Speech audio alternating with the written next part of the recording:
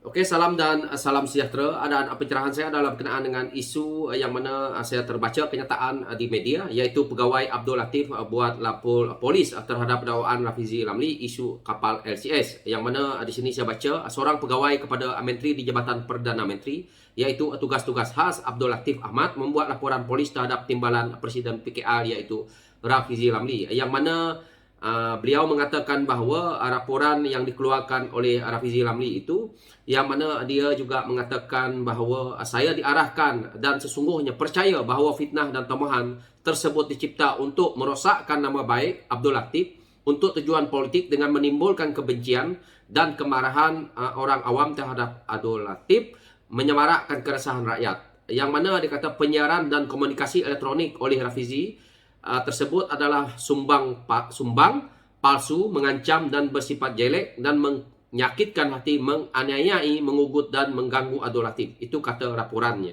Yang mana di sini dia kata dia percaya Rafizi telah melakukan kesalahan fitnah di bawah Seksyen 499 dan 500 Kanun Keseksaan, ugutan jenayah di bawah Seksyen 503 Kanun Keseksaan, penghinaan dengan sengaja dengan niat untuk mencetuskan pecah keamanan di bawah Seksyen 504 Kanun Keseksaan, dan penyalahgunaan kemudahan rangkaian di bawah Seksyen 233 Akta Komunikasi Multimedia tahun 1998. Dan dia telah pun membuat laporan polis ini di Ibu Pejabat Dang Wangi malam tadi.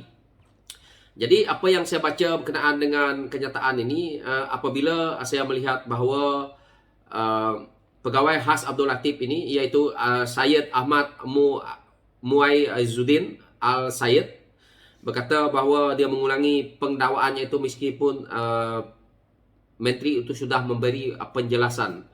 Jadi apa yang saya rasa bahawa pegawai khas Abdul Latif ini berkenaan dengan isu ini lebih kepada membodek bos. Yang mana beliau sendiri sepatutnya tahu bahawa apa yang didedahkan oleh saudara Rafizi Ramli ini, jika betul saudara Rafizi Ramli melakukan kesalahan, sila saman.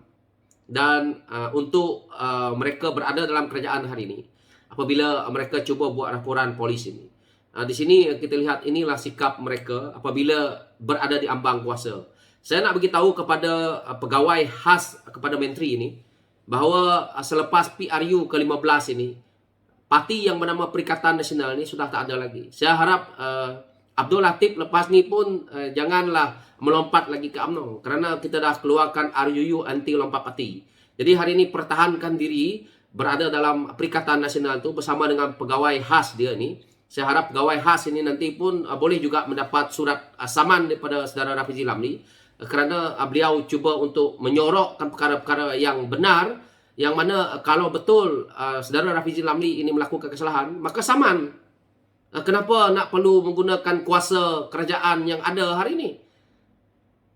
Ingatkan Parti Bersatu, ingatkan Perikatan Nasional itu boleh kekal lama dalam PRU ke-15 ni.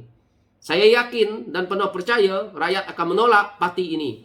Dan saya juga yakin bahawa kamu yang bersekongkol ni nanti akan dibawa ke muka pengadilan, kerana kamu hari ini membodek bos kamu dengan kamu mengikut saja telunjuk, yang mana esok apabila didakwa kamu minta maaf. Dan inilah sikapnya kita ni. Jadi ini yang saya tidak suka, bahawa kita duduk dalam kerajaan, kita menjadi pegawai-pegawai kerajaan, melihat ke arah yang jangan kita mengikut telunjuk bos, yang mana kita nak membodek demi jawatan kita nak kekal, kita sanggup bersekongkol dengan hal-hal yang melibatkan duit rakyat. Duit 6 bilion yang hilang, kapal satu pun tak siap, yang melibatkan Kementerian Pertahanan, yang mana perkara ini adalah perkara yang amat menjejaskan Kementerian Pertahanan itu sendiri, mengakibatkan kerugian besar kepada duit rakyat, kepada Kementerian Pertahanan itu sendiri. Tetapi kamu mengatakan bahawa dakwaan ini seolah-olah Rafizi Ramli ini bersalah dalam isu ini, seolah-olah cuba menggaibkan. Ini bukan menggaibkan, sebab itulah jangan mencuri duit rakyat.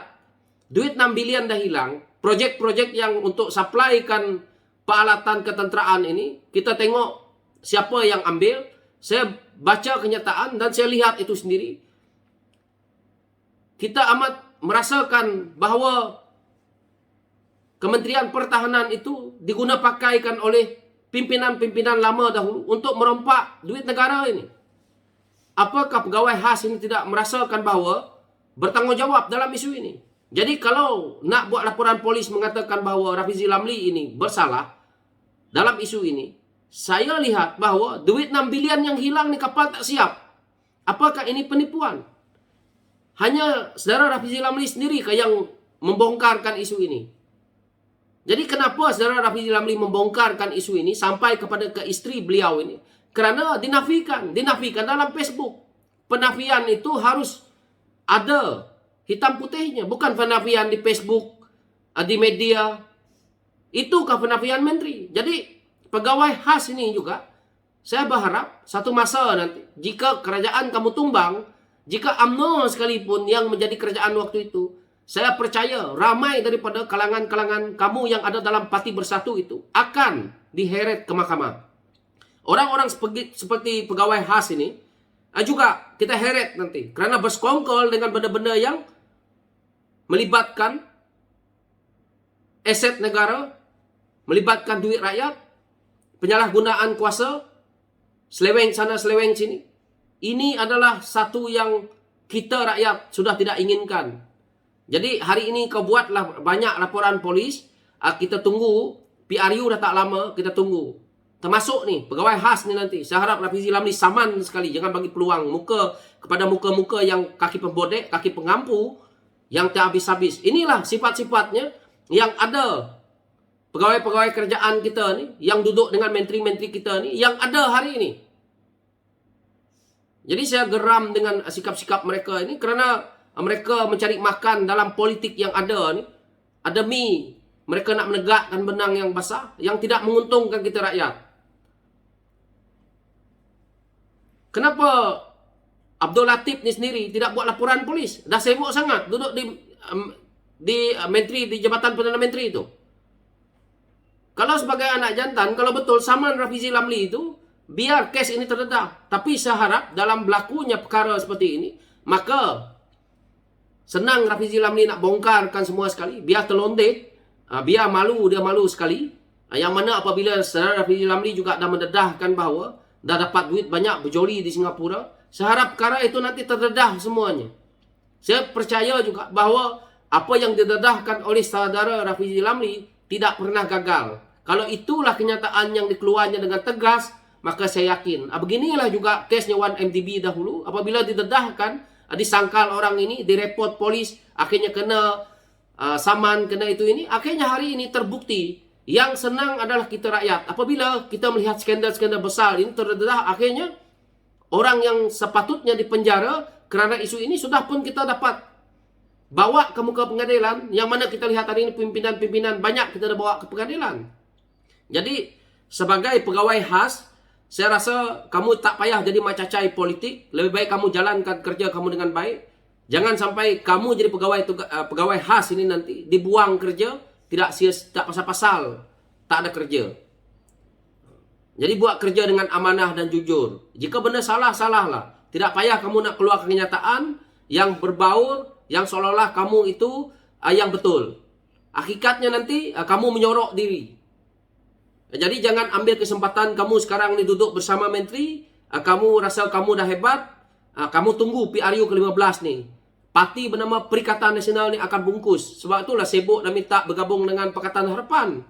Hari ini kamu sibuk minta bergabung dengan Pakatan Harapan, kamu macacai pergi buat laporan polis kepada Rafizi. Mampuslah. Jadi itulah pandangan saya berkenaan dengan isu ini, kerana geram saya dengan orang-orang yang seperti ini. Duduk dalam kerajaan, makan gaji duit rakyat, menyusahkan rakyat. Konon-konon hari ni kamu ada pangkat, bolehlah. Tunggu PRU ke-15 ni. Dengan kamu dipecat daripada jawatan kerja kamu yang ada hari ni. Jangan bagi muka orang yang macam tu. So itu pencerahan saya. Sekian, terima kasih.